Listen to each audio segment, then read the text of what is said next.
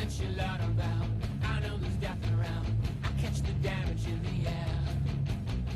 I got the skull and bones. I lick the polished chrome. There's magic everywhere. Can I please just talk to you? Feelings deep and draining blue. What's going on, people? This is Alex Thorn, former professional wrestling champion and author of Iron Thorn Available on Kindle right now. And I'm joined by Dangerous Danny here on the left. That's all he's got on the left. That's usually our test. Alex on the right, Danny on the left. But man, no, we're joined this week. We had so much fun watching this week's episode. But before we get into that, we just kind of want to catch up on last week's. Did you get any feedback on the ECW episode? Yeah, which the not the episode itself, but the show was absolute shit. That's the feedback I got.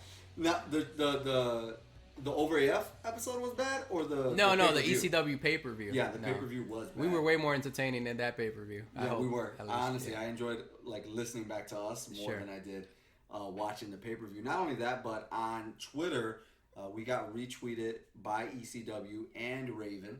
Yeah.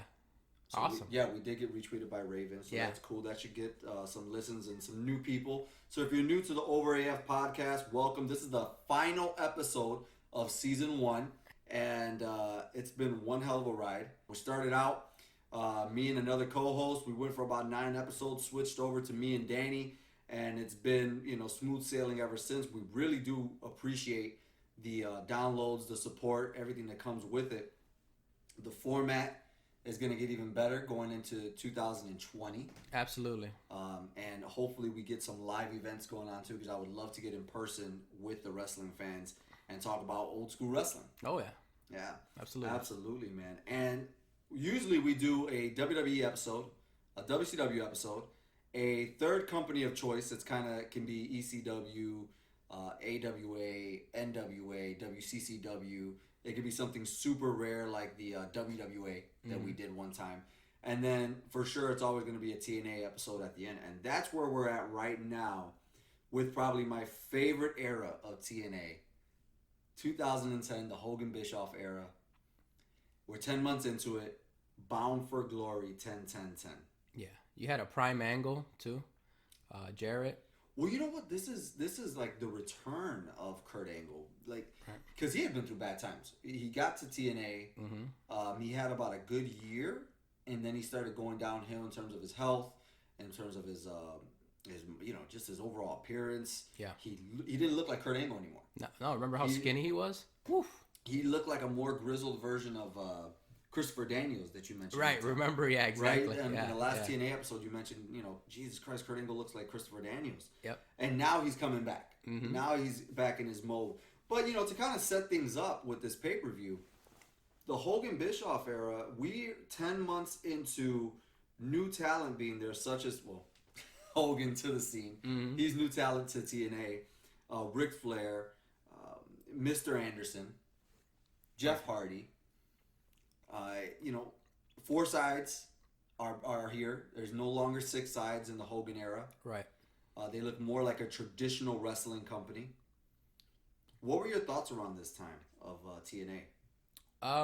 It was to me it was WCW reborn. You had a lot of the old stars coming in, Sting, Hogan, Jarrett.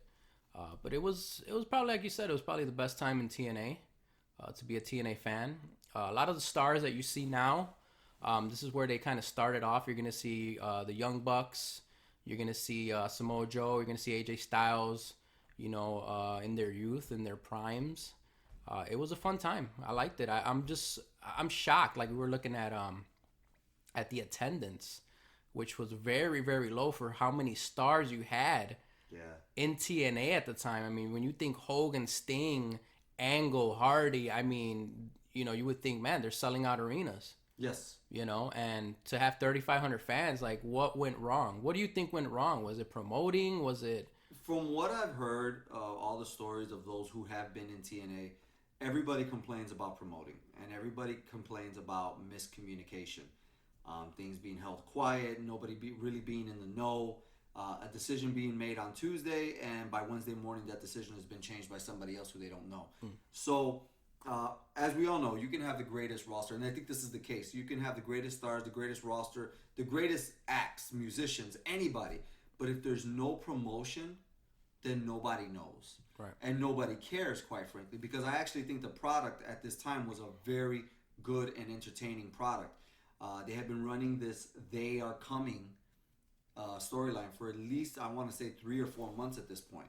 There was a story arc happening. I know that for sure, that Abyss had been talking about.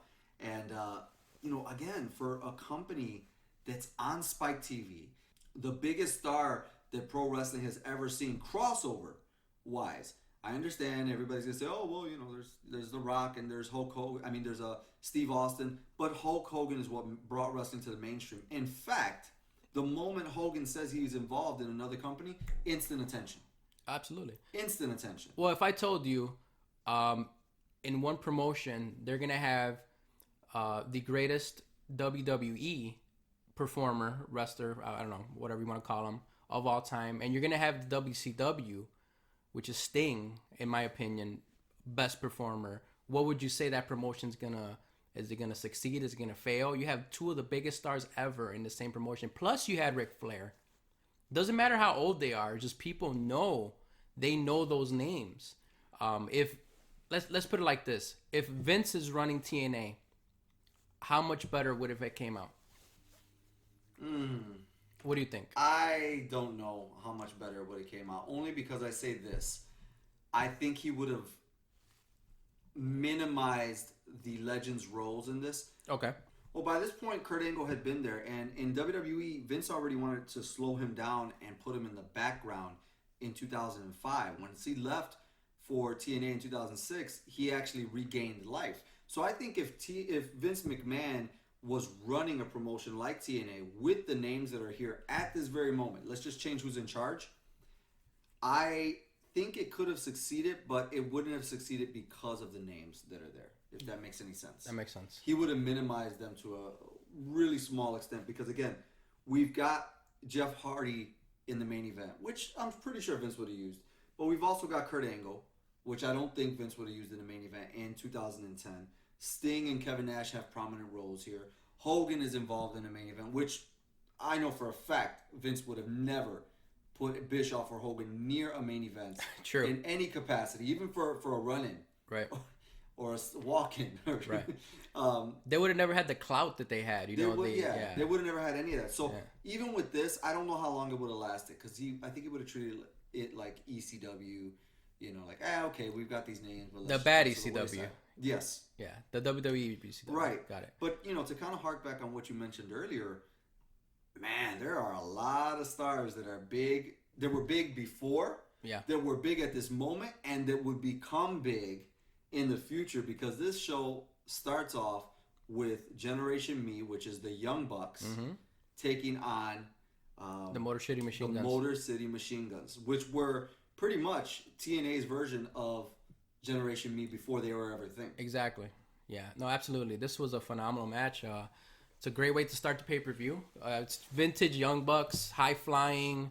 I mean, it's a cruiserweight match. A tag team cruiserweight match, but it felt like WCW starting the show off hot. So entertaining. It really captured you. You watch this match, you're like, all right, this is going to be a really good pay-per-view. It's a good way to start the pay-per-view. Absolutely. And it's for the tag team championship. It goes almost 13 minutes. And the moves in this, I remember, so you already know me. Yeah. And those who listen to this show, you probably understand and know that I'm not a big fan of all this flippy-dippy stuff. I get heat all the time on Twitter for kind of putting it down. But when I saw the Young Bucks, I remember thinking about, what was their name again? Motor City Machine Guns. Motor City Machine Guns. I remember thinking about them and saying, they do too much. They do too much. They're too fast. I don't really care for them. Then when I saw the Young Bucks, I was like, man, these guys are good. They're good. They're good. Yep. And I don't think they had the ego that obviously they would develop later on because they literally have changed the wrestling world. Oh, yeah. As we know it right now. Them and Cody Rhodes and their buddy Kenny Omega. Those four, man, dude, that's almost like the new Click. That is the new clique. Yeah. That's the new Shawn Michaels, It is. Kevin Nash, The Elite. all these guys. Right. Triple H. That's the Elite. That's what they call themselves, right? Right. These guys really are the Elite for today. You know, every business evolves. Whether I like where it's going or not, it does evolve, and these guys come together and they really rule the wrestling world at this moment. Absolutely. They're giving the wrestling fans what they want, you know. And the cool thing about them is that, you know, AEW, they're so-called presidents or whatever, CEOs, Right, all of like them. that. But they put a lot of the other talent over. You don't see Omega as champion. You don't see Cody Rhodes actually lost a match recently where the stipulation was if he lost that match, he can never compete for the championship ever again. Did he face Jericho already? Yeah. Is that the match? And he lost. Okay. So that shows you, like, wow, you know, this guy, you know, he really cares about the actual, you know, talent that's there. He's not just putting himself over. Right. So it was pretty cool to see that, you know. Absolutely. I mean, again, I can't underestimate or understate how amazing this match is between the Motor City Machine Guns and Generation Me, the Young Bucks. Yep. It gets the fans off their feet. Like, they're smiling, genuinely smiling, because this isn't the smart mark crowd that TNA was at one point. So, you know, 2008, 2009, they had a lot of smart marks. They loved the X Division, the 6-sided rings. Right. TNA fans felt like they had something special. When Hogan came along, it became a lot more of old school WCW fans, you know, coming back to pro wrestling and watching. They got those novice fans off their feet with this match. It's just amazing. We'll talk more about this towards the end of the show. Sure. Because I'm pretty sure this is going to be one of the matches that we refer back to. Like, you got to see this. No doubt. These guys have chemistry, man. Once you see the match, you're going to see the chemistry these two have. These four gentlemen have. Recently, I know that TNA was having a reunion show, and they were saying the Motor City Machine Guns invited the Young Bucks to come and wrestle them one last time. How could you have a reunion show without AJ and True. Samoa Joe? Yeah. And whether people like it or not, Sting, Kurt Yeah. Angle, they were core parts of TNA. Mm-hmm. I can understand not inviting Hogan and the rest of these guys. That's Right. fine. But like Kurt Angle and AJ Styles and Samoa Joe, those are TNA. Yeah, no doubt. Yeah, TNA, not Impact. It was obviously TNA is not Right. TNA anymore. It was a TNA reunion, not an Impact. Yeah, I understand the Motor City Machine Guns coming back and even inviting out Generation Me or Young Bucks as Generation Me. I get it, but you can't have a serious TNA show without those guys. Yep. I would reach out to Vince, to be honest with you. If I was them, I'd reach out to Vince and say, hey, can we get a message?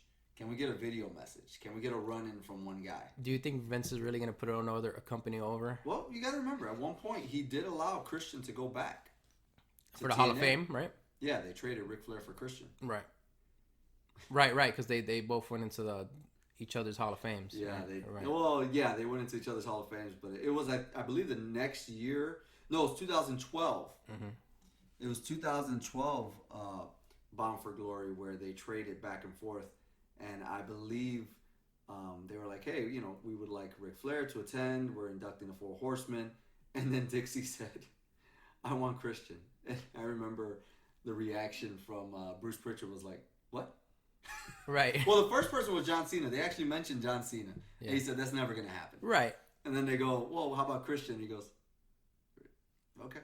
Yeah, And so sure. Bruce Pritchard's like, yeah, they'll give up Christian in a heartbeat. Right.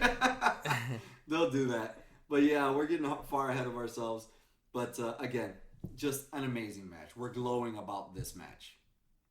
No, phenomenal. There's so many great spots in this match. So many moves that you're like, wow, these could, you know, they use them as high spots, but they could be finishers for any tag team. Well, you It's know amazing. what's crazy too is that I literally see the crowd just looking very happy. Yeah. That's what's so interesting about it, is that they look like they're legitimately happy to just be there and see this action. Yep. This is the way to start a pay-per-view. You got to capture the crowd, you know. Absolutely, man. No doubt about it. Motor City Machine Guns take it home. They defeat the Young Bucks in 13 minutes in just an awesome match.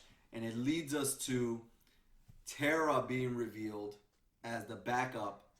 She's been driving the motorcycle the whole time, trying to reinvigorate her character. Mm-hmm. right? Because prior to this, I think she was still carrying around her spider, Yeah. right? Doing the Venom gimmick. And now she was going to be the bodyguard for, I believe, the Beautiful People. Yeah. At least she's one of my favorite female wrestlers of all time.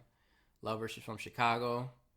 Had this, I absolutely had the Squirt Circle restaurant, which was phenomenal. She's a Chicago favorite. Really missed that. You know what's crazy to me, man, is just like she made such a foothold here. Yeah. And then walked away from it. Right. I understand, the restaurant had to close. There was personal issues there. Yeah. But Chicago has a love for Tara that she should not let go of. Yeah, I agree. But whenever she comes back, if she comes in for an indie show or an appearance, people are gonna support her because she was just like when we went to the restaurant. I took my little niece over there, and she was phenomenal. She took pictures with us. She talked with us. She always had stars there. DDP was there. I met DDP, who was awesome. It was a great place to be, and she's a phenomenal person. In this next match, it's a 4 corners match for the Women's Knockout Championship.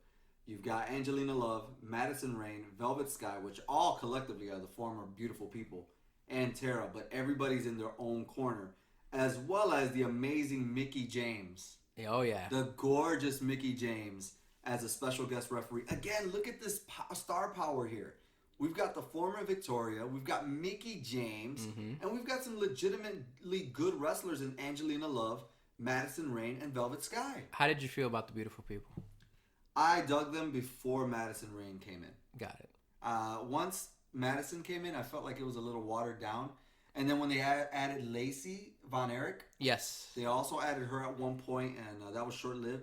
But when they added her, it was also like, it just felt watered down. But still, like, Madison was good. No doubt. I'm a fan of Madison. She just didn't fit Beautiful People. Right. But it was a good way to introduce her, bring her in.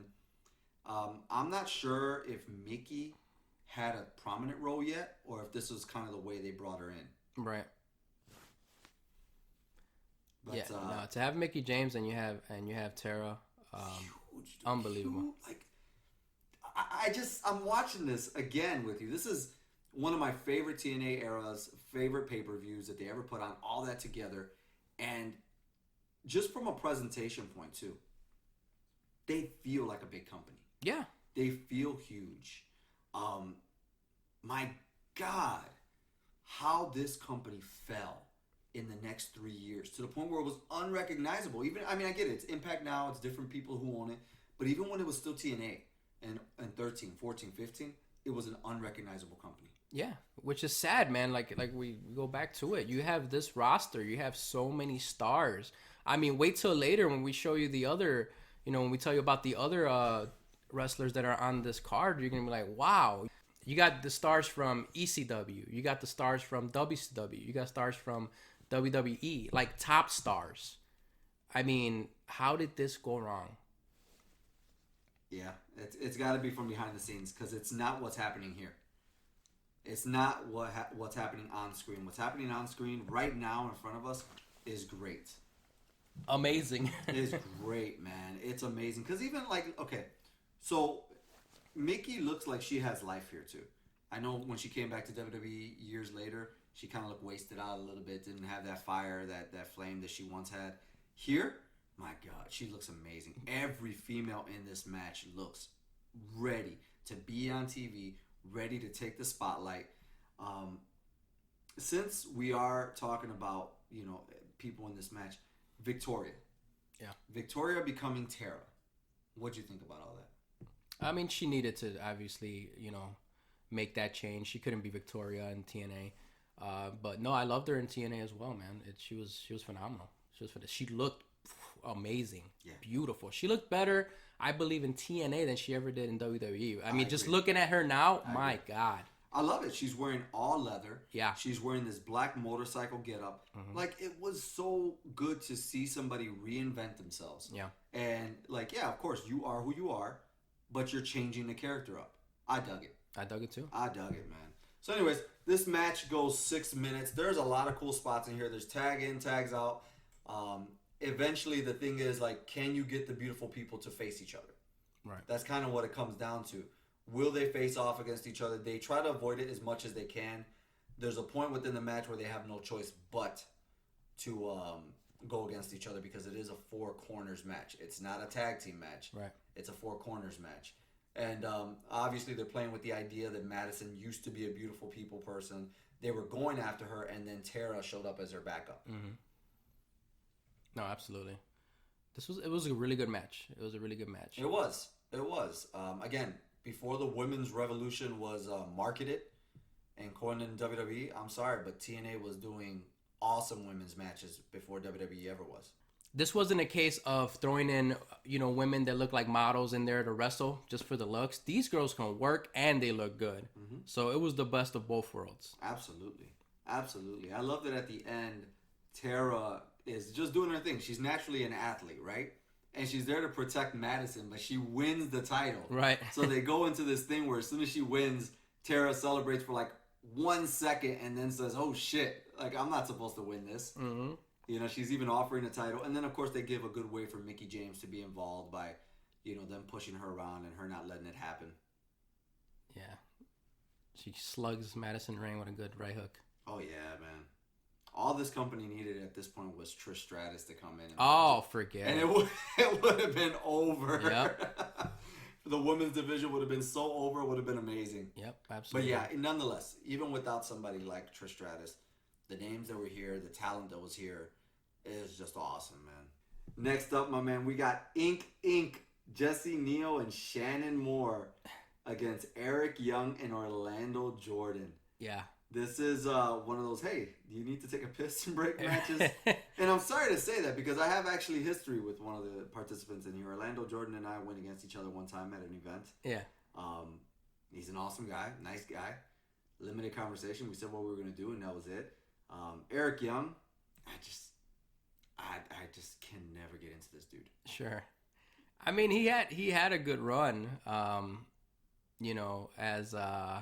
was it when he was in Team Canada, right? It was Eric Young. Real early on. I mean, it's they brought him into WWE as part of Sanity. I heard. You heard about that? Sanity. Had a decent run at NXT. Now I don't know what he's doing. I think he's jobbing. He doesn't look the same.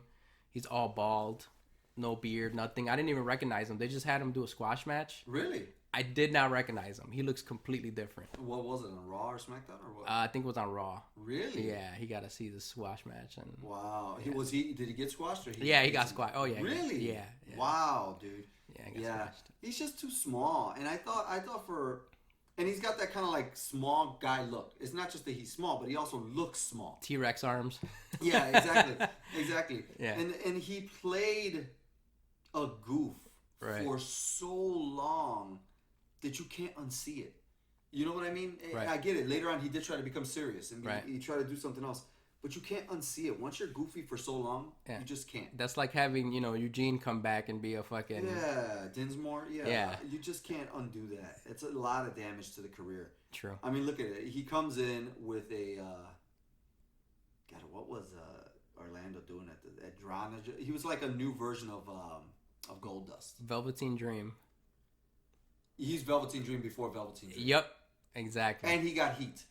For it. He got heat for it. They were like, at this point, 2010, people were saying, get this off TV. Right. This doesn't need to be on TV. Well, he was openly gay, so. He was openly gay. Yeah. Velveteen Dream, I don't know anything about the guy. I've only seen photos and some GIFs on Twitter. Yeah. And people seem to love him now. Yeah. But I guess it's 10 years later. It's a different time. It's a different time. Exactly. And it sucks because Orlando was a good wrestler. And because he couldn't get support when he was wrestling at this time, he left. Yeah. He Can't left blame him. for that reason. Sure. Can't blame him. Yeah. But nonetheless, this is a 6-minute match that I don't know, Danny. I don't have anything to say about it, do you? Me neither. It's, like you said, it's a piss break. Yeah, it's a piss break match. I guess I could comment on one thing, Shannon Moore. Yeah. The former 3-count participant, the former V1. Mm-hmm. What was his gimmick with V1? I know he was Shannon Moore, but they gave him like a nickname. I don't remember, to be honest, man. Yeah, he was always like just in the background, kind of a lackey. Yep. He did get bigger over time. He did. I've seen him recently. Yeah, he got bigger. Pretty jacked up. Yeah. He's a jacked up dude. He became more of himself. And I think that kind of pigeonholed him a little bit, you know. Sure. And he went with the punk gimmick, which I get it. That's who he is. Right. That's who he is, but there's only so far you can go with that on a mainstream basis. Right. You appeal to a very small crowd at that point when you start looking that way. Exactly. Yeah, but I mean, there's really not much else to talk about. It's a decent match. The Rock. Yeah. He was a big fan of The Rock, right? He did a lot of his moves like that. Yeah. It's a decent match. There's not too much else to say about it. If you needed to skip something, this would probably be it. Yep. All right, as the show keeps rolling on, now we've got a TNA X Division Championship match with a challenger for the title who doesn't really seem like he fits in the X Division, which is Douglas Williams taking on Jay Lethal. Yeah. I don't remember this guy at all. I do not remember this guy. Really? I don't. Jay Lethal, that's a different story. That's my guy. Black Machismo. Of course. Love Jay Lethal. But Douglas Williams? I do remember him. Like, obviously, I wouldn't just randomly pop up in my head type. Yeah. But if you mention him or show me a picture, I'd be like, oh, yeah, I remember that guy. Because he was part of, like, this British tag team they had. Okay. And I don't remember the name of the British The tag Blue team Bloods? either. No. No. You mean he wasn't Regal's partner? He wasn't that guy? No. Oh, okay. No. Maybe I'm It mistaken. was him and Rob Terry and somebody else. Okay.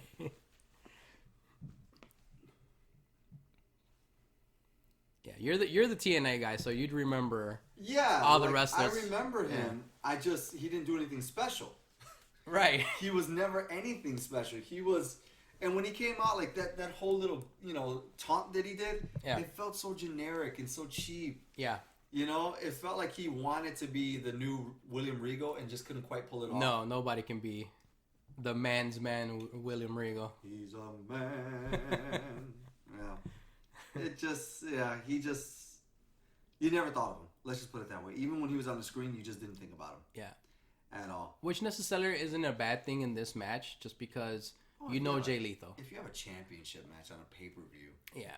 But it's the mid. challenger should do something. Should mean something. I guess. Maybe they're trying to put him over, man. What better way to put somebody over than with the champ, right? Yeah, I guess so. So. If you say so. Jay, consummate professional. Love him. In the ring. Smooth. Sure. Butter. I remember attending a show in 2011. Yeah, 2011. Right towards the end, actually, 2010. You know what? I'm sorry. It was December of 2010. And Jay Lethal took on Robbie E. Okay. In the opening match. I was ringside because I was invited by a TNA participant who's actually on the show as well. I was invited by them. I got to sit ringside where friends and family got to sit. And I witnessed Jay Lethal versus Robbie E. front row. And when I tell you, out of the entire night, watching all the stars that we see here tonight, Jeff Hardy and Kurt Angle and all these people, right? Rob Van Dam, Abyss. I think I saw Tommy Dreamer and Sabu. All these people. That match stood out the most because of how smooth Jay Lethal worked. With Robbie E. They both worked amazingly smooth. Sure. Just, they knew what they were doing. You could see him feeding to the right corners. You could see him turning which way he needed to turn at the right time. All these little things that you want in a match, Jay Lethal was doing it. Yeah. And, where do you think, I got a question for you. Where do you think Jay Lethal would fit in today's WWE or NXT? What fantasy booking, what would you have for him? Because right now he's in Ring of Honor, right? Not a lot of people get to see him. Not a lot of people obviously, see Ring of Honor. What channel is Ring of Honor on? I have no idea. All I see is YouTube on, and whatever, I know it's on Pluto TV. Okay. But I don't know anything else of where it's at. Where would you put Jay Lethal now in, say, WWE or NXT? Well, that's a good question because the thing is, I don't know anything about those two. I don't know who's on top. I don't know who's heading which divisions. I really don't know anything about that. I think he would fit amazingly well in AEW. Okay. I think he would do great there. But in terms of WWE, I think he'd get passed by the wayside because he's 5'10". He's 5'10", and if you see who they put on top right now, guys like Baron Corbin, I know that. Yeah. I don't know. I think maybe Triple H would put him over pretty well for a program or two in NXT, but I don't think he'd get further than that. He'd drop down, and then he'd probably be unsatisfied Right. with his role because he's so good. He's so good you can't pass him up, but then he's got a height thing, and I don't think Vince would see a star in him unless he makes him part of the New Day. Like the moment he sees him, he's gonna be like, Hey, there we you go. know, let's put him Okay. in the New Day. Yeah, right now Xavier Woods is hurt. Yeah, he would So put him there. fit him in. You know He's what? just as entertaining. Okay, I'll tell you this. At this point, that's okay. Yeah. Because he's had his high-flying glory days, right? Yes, he's still a consummate performer, but Jay Lethal can't do that forever. Right. We all know the body slows down, all that stuff. Yes, he can go into an entertaining role in the New Day. I mean, I'm sure everybody's seen his Ric Flair impersonation. His Ric Flair, his Macho Man. Absolutely amazing. So I think if Vince saw that, he'd say, okay, this is money. This is great. Yeah. Let's book him. Let's put him with New Day. Or even, I mean, he's so entertaining. I recommend you guys watch the Young Bucks show. It's called Being the Elite. And in that show, Jay Lethal, he has a program where he has a nervous tick. And every time you touch him in the shoulder, he turns into Macho Man. So he goes into full character as being Macho Man. He sees Cody Rhodes and he calls him Dusty Rhodes, and it's and anytime they touch him in the shoulder again, he turns back into Jay Lethal. It's like a blackout. It's Really? so entertaining, so funny. You guys got to check it out. Really? You can see how entertaining Jay Lethal is. That's it. I didn't even know that at all. Yeah. That's interesting.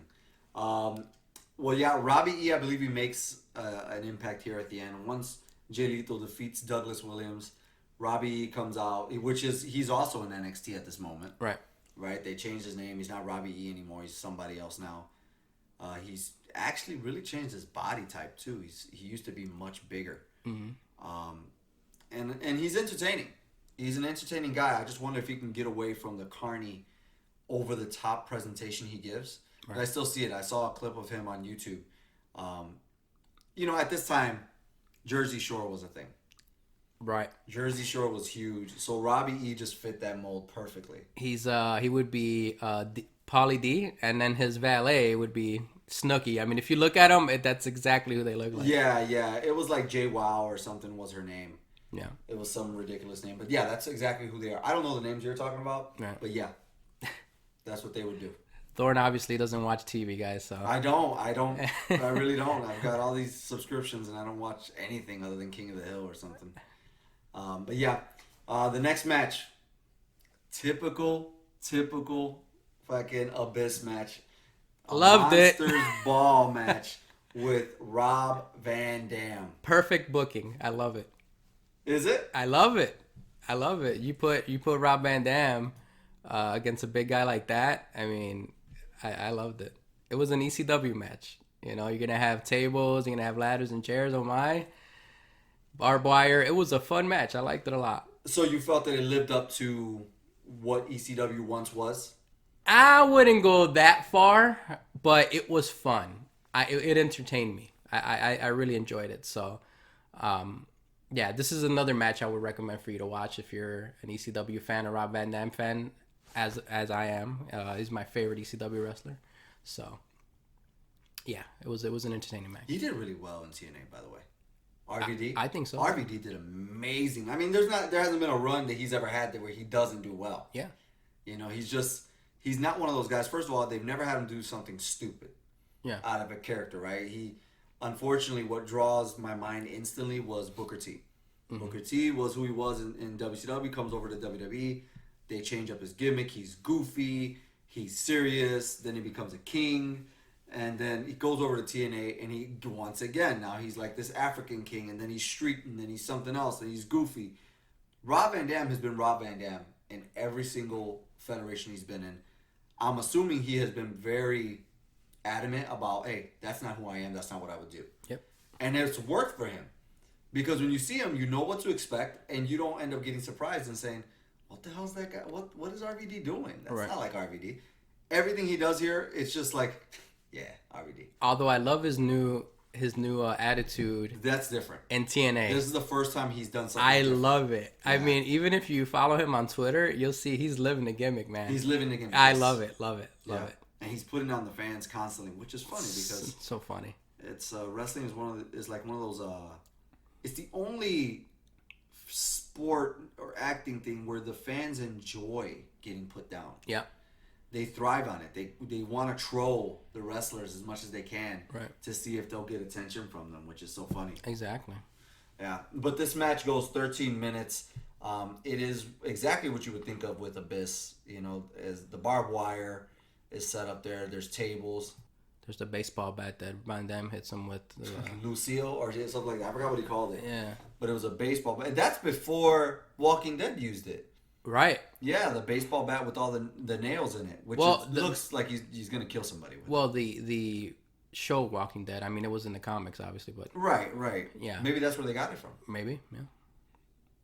You know, maybe that's where they got it from. I thought that was. I remember when I first saw that, I was like, that's really like dangerous to put out there. Oh, no doubt. You know, even as a wrestling thing, you know, I get it, they're protected or whatever, but that's a little overboard. All the nails and all that. Yeah, anything can happen, man. Yeah, exactly. But good match nevertheless. Mm-hmm, and absolutely. I really enjoyed it. I think you guys will as well.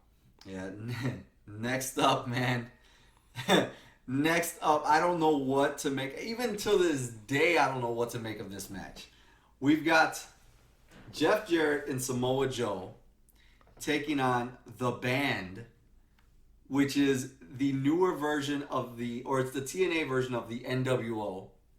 Kevin Nash, Sting, and D'Angelo De Niro. Yeah. D'Angelo De Niro, come on, man. They're all wearing red and black.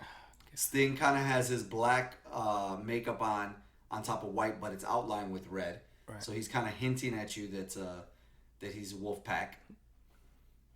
God, I love Kevin Nash. Oh, yeah, me too. I love Nash. He's an instant, you know, I want to see him type thing. It's the moment you see him, you're like, Nash. It's awesome. Nash, yes. De Niro, I actually liked him. Yeah. I liked him. He was in WWE, correct? Elijah Burke. That's a terrible name, by the way. Terrible. He was way better in TNA. Yes. Mm-hmm. He actually developed a character. Absolutely. In TNA. Yep. Right? The Pope. The Pope. I dug it. He was a mixture of Dusty Rhodes and Muhammad Ali a little bit and some other things. Again, this is really interesting because Jeff Jarrett later on turns out to be something he's not. Kevin Nash, Sting, and D'Angelo De Niro are fighting for TNA. Right. They're fighting for the truth within TNA. But Jeff Jarrett is TNA, and so is Samoa Joe, and it's just a very convoluted story here. Yeah. And it felt like something that should have kind of came about in a backstage segment leading maybe into a talking segment on there, but it's just a weird feeling. And why a handicap match? I don't get it. I don't know. I don't understand. If anybody was going to be handicapped, wouldn't it be Nash and Sting? Exactly. Well, I mean, you're not going to have Nash wrestle for a long period of time, so you would have to have Sting in there, you know, getting his ass kicked for a while. Yeah. So, I guess you got to put Elijah Burke in there. I'm sorry. Sting is like really hell bent on getting on Jeff Jarrett in this match. Yeah. It's such a weird dynamic. Everybody is playing baby faces here. Yep. But you've got baby faces saying there's something going on, and then baby faces saying there's nothing going on. What do you think about Sting wearing a T-shirt? I don't like it. Me too. I'm mad. It just doesn't look right, man. Why? Was he insecure about his body at the time? Because he wore it for a long time. I don't like it. And it's not even a Sting shirt. It's a TNA shirt, like a freebie. We made, 500 of these, and we've got extras left. Yeah. It just looks lazy. Yeah, I agree. Nash looks great. Yes, he does. Takes a bump. He took one bump, which was nice. He took one bump. And what's funny is that after all this, everybody's left laying. Yep. And again, remember, what was the last thing I told you in the last TNA episode? Here goes Jeff Jarrett putting himself in a spot again where he's the one that gets the hot tag and he's the one that's important. Yep. He did it again here. He did it again. He walks off on Samoa Joe. Samoa Joe knocks everybody down, goes for the tag. Jarrett leaves the ring. Yeah. Yeah. Again, it's just a weird storyline because the entire time, Sting and Nash are telling him, you can't trust Jarrett. Yep. Samoa Joe is saying it's fine, and at the end, Jarrett turns on Samoa by leaving him with the dogs. Lesson learned. And as they all said right there, once Jeff Jarrett walked away, they looked at him, they pointed their hand and said, you see? And they beat the shit out of him. And then they beat the shit out of him, which is, again, they're the baby faces. Yep.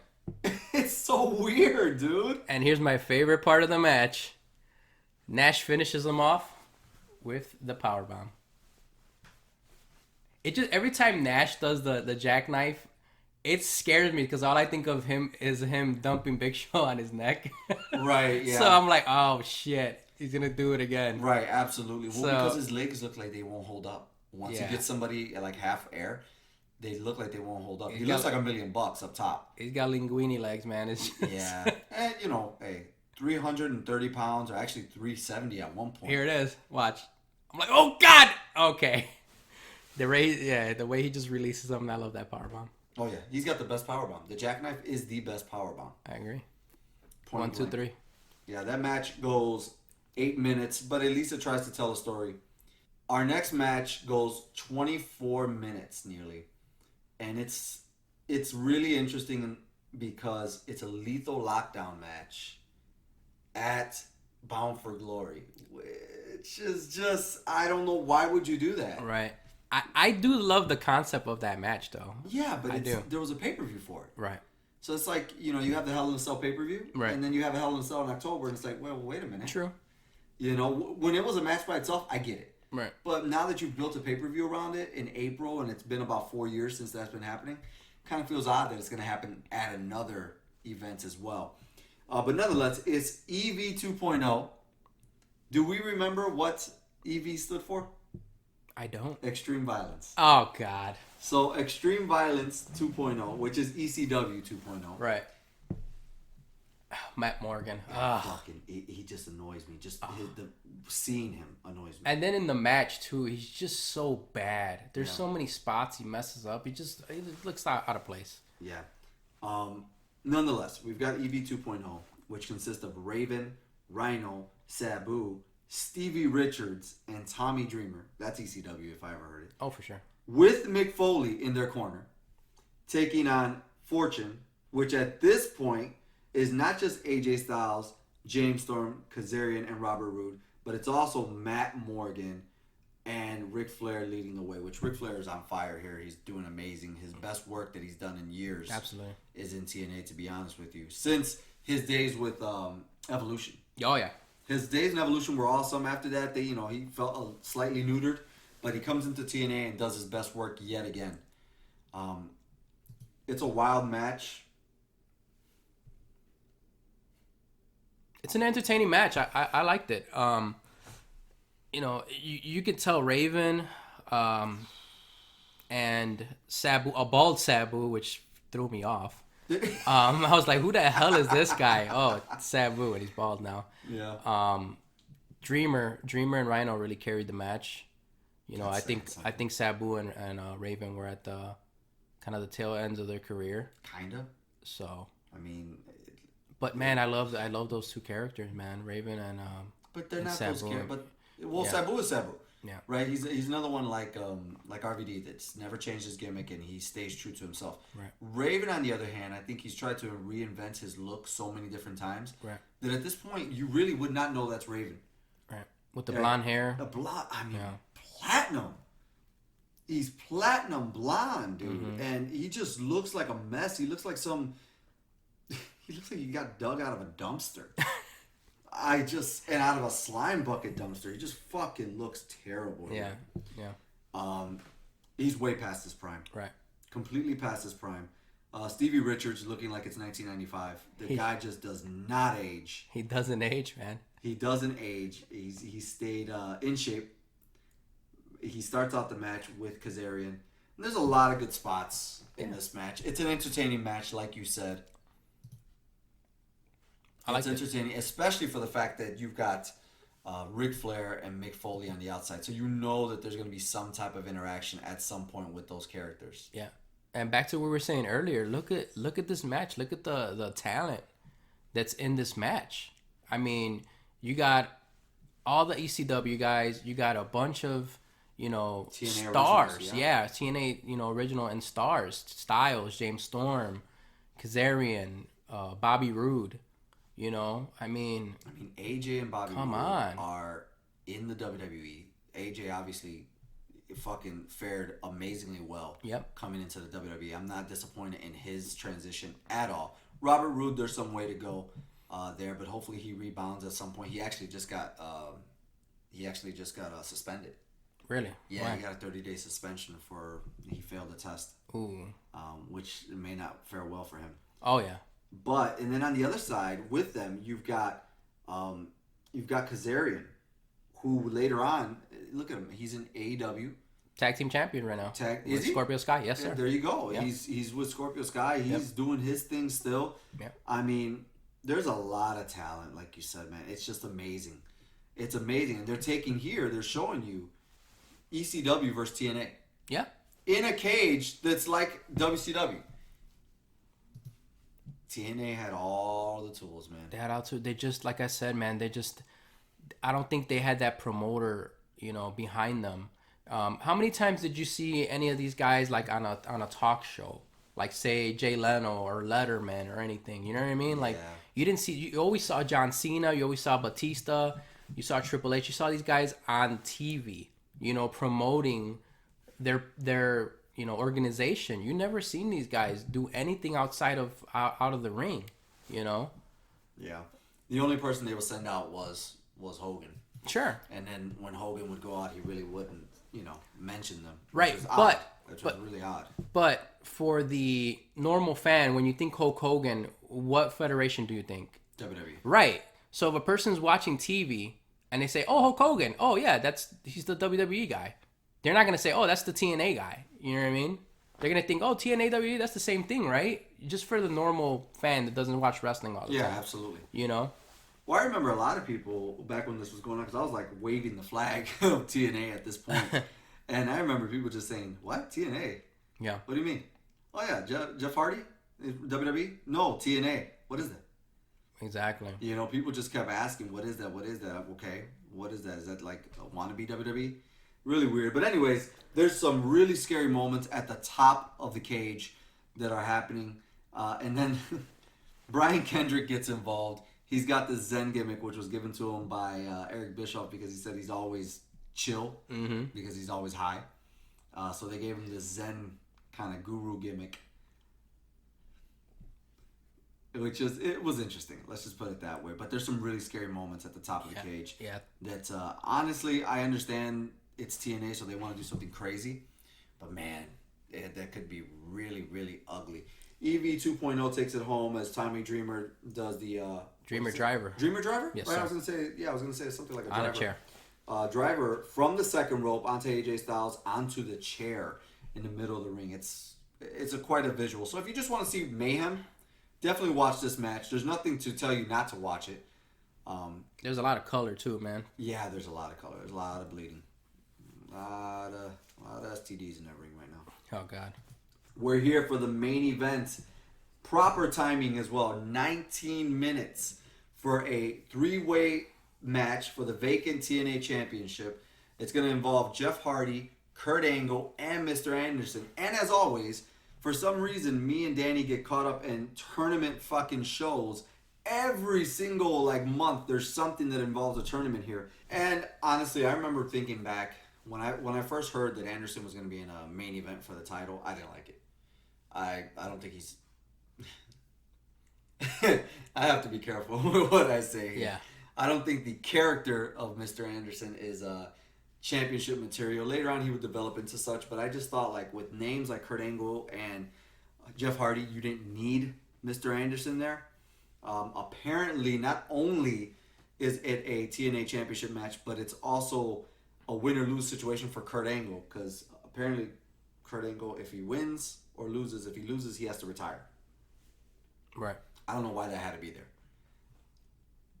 Well, I mean, it sets up the importance of the match. People want to see that. Wow, is he gonna win? Is he gonna lose? So I mean, I can understand it.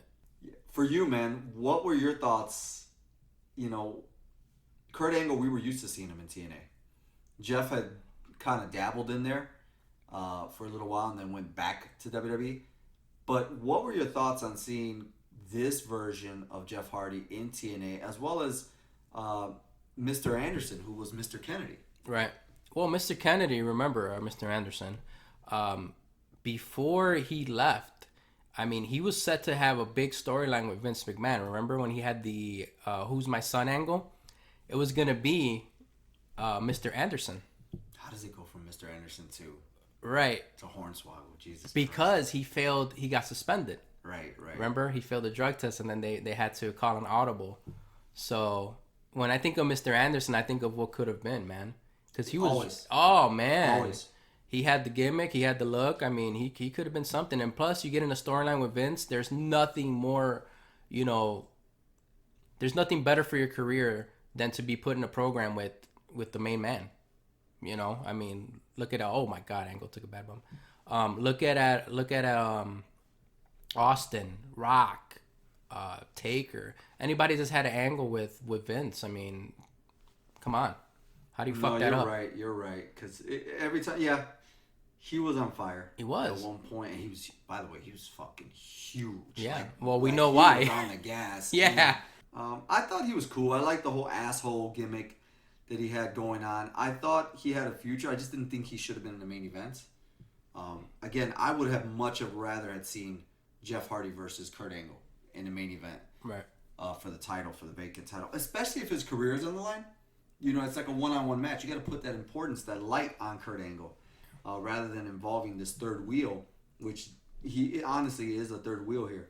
And then Jeff, man, he had just come off this hot run with CM Punk and Edge. Yep. He was hotter than ever, taking on Triple H in main events in WWE. I mean, that was my next question for you. I was gonna say, what did you think of Jeff Hardy coming on over to TNA, and how do you feel about his run? I've always believed in him. Yeah. Right? I've always believed in him. I've never been a big fan of Matt Hardy. I've always seen Jeff as the Shawn Michaels of the team. Yeah. And for some reason, it's like, I get it. He's got a lot of personal demons. I don't care about those. I care about his performance. And he has it. There's something about Jeff that you just can't put your finger on, that he just draws you in. And you want to see him when he's out there. Same thing here. When he debuted at the top of the dome in TNA, I was losing my shit. Like, I mean, it might have been 2010. I was 2 years into my pro wrestling career. But I was like, yes, do your thing, brother. Like, go make your money. Get where the big boys are. To me, I felt like this was the WCW. This is where the talent that was going to lead the future, that mattered at the time, lead the future, and the past stars were. And I felt like this is where Jeff should be. Right. Yeah. And, I mean, Angle looked great in this match, by the way. Yeah. Angle was right on, in tip-top form. He wasn't skinny Angle. He was actually back to the Kurt Angle that we all know and love. Absolutely. He was in tip-top form. And like I said, man, Jeff was doing his thing. I think Anderson was exploring new areas of himself as well. Yeah. Everybody was hot. Everybody was on top. And I loved the makeup, because kind of going back to Jeff for a second, remember, Jeff left the WWE on top. Jeff didn't like sink down low and wait for bad things to happen and they fired him. None of that. Right. Jeff was at the top with a championship run, with championship matches with CM Punk, with Jeff Hart, with Edge, with Triple H. He was in the main event scene for about 8 to 10 months. Yeah. You couldn't have come in any hotter to TNA than Jeff Hardy did. Yeah. No, I agree. Absolutely. He's had like you said, that following, man. Women love him. Like a lot Women and kids. Oh my God. You know, I love the face paint, you know, makes him look different. Yep. But, you know, like you said, man, he had his demons. I mean, we'll never forget that match with Sting. Victory Road. Victory Road, man. That was I think that was the darkest time in his career, you know. And you hate to see that, man, because he's such a great talent. Yes. You know. One of a kind. One of a kind, man. You don't get a Jeff Hardy, man. Every couple years you don't get one. I agree. He's like every 2 decades you get a Jeff Hardy.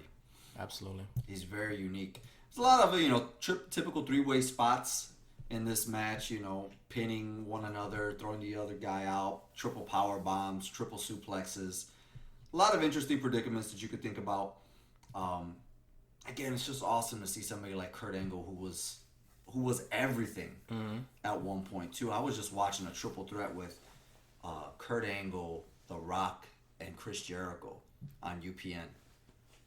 SmackDown. And it was just like, man, I remember how important Kurt Angle was to WWE. Oh yeah. And to have him here in this main event, looking like a grizzled veteran and kicking ass, is just awesome to see again. By the end of this match, Eric Bischoff comes out. Both Mr. Anderson and Kurt Angle are down. Bischoff comes out threatening because he's the heel to, pop one of them open, hit one of them, use the chair on them. Jeff Hardy's outside, and before he ever gets to use that chair, here he comes. The man of the hour, the man who means everything to the wrestling industry, Hulk Hogan comes out in bad shape. Yeah.